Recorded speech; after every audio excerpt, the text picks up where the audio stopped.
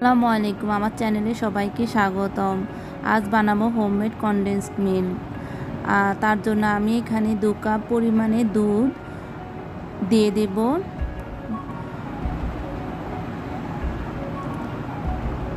তার সাথে দিয়ে দেব 1 কাপ পরিমাণে চিনি।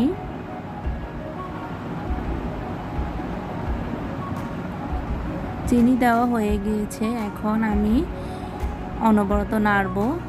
আর এই চিনিটা দুধের সাথে একেবারে মিশিয়ে ফেলবো। আর এখানে চুলার জালটা একটু বাড়িয়েই করব। আর এখন আমি বলক আসা পর্যন্ত এই দুধটা নাড়বো অনবরত। তারপরে তো আমার দুধে বলক এসে গিয়েছে, এখন আমি চুলার জালটা একটু মিডিয়ামে করে দিব আর নাড়তে থাকবো। এভাবে 5 মিনিট আমি অনবরত নাড়ব। দেখতে পাচ্ছেন দুধের কালার কিছুটা পরিবর্তন হয়ে আসতেছে। এই তো অনবরত আমি এখন নাড়ব।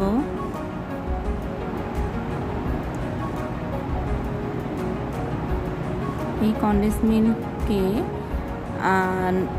নাড়তে হয়, কারণ না নাড়লে চুলার পেনে লেগে থাকার সম্ভাবনা থাকে। আর এই তো আমি দেখুন এখানে দুধটুকু নাড়তে নাড়তে অনেকটা জাল কমে এসেছে।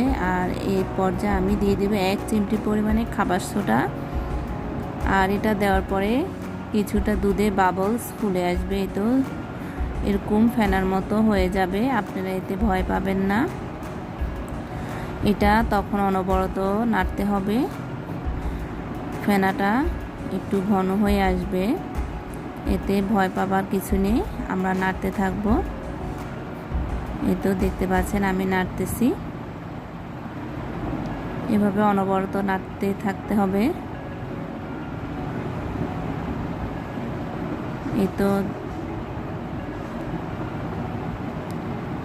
আস্তে আস্তে আমার এই দুধটা আরও ঘন হয়ে আসছে। আর এই যে বাবল যেগুলো হয় সেগুলো একটু বড় বড় হয়ে আসতেছে। আমি এখানে আরও কিছুক্ষণ নাড়াচাড়া করব। দুধটুকু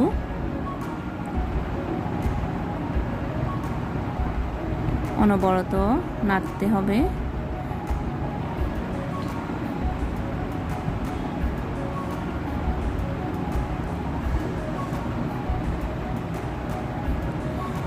আর এই তো আমার কনডেন্স মিল্ক প্রায় হয়ে এসেছে।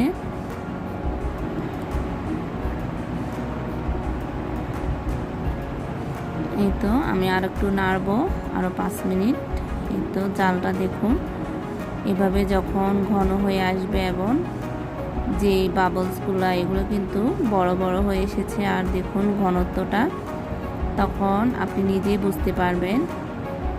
আমি কিন্তু মিডিয়াম হিটে এই দুধটুকু জাল দিয়েছি আর অনবরত নেড়েছি। আমার তো কনডেন্স মিল্ক হয়ে গিয়েছে। এখন আমি চুলার জাল নিভিয়ে দেব আর ঠান্ডা হওয়ার জন্য রেখে দেব। এই তো দেখুন ঠান্ডা হওয়ার পর আমার কনডেন্স মিল্ক একেবারে রেডি। আমি এখানে একটা নসিলার গ্লাস নিয়েছি ঢাকনা সহ। দেখতে পাচ্ছেন কতটা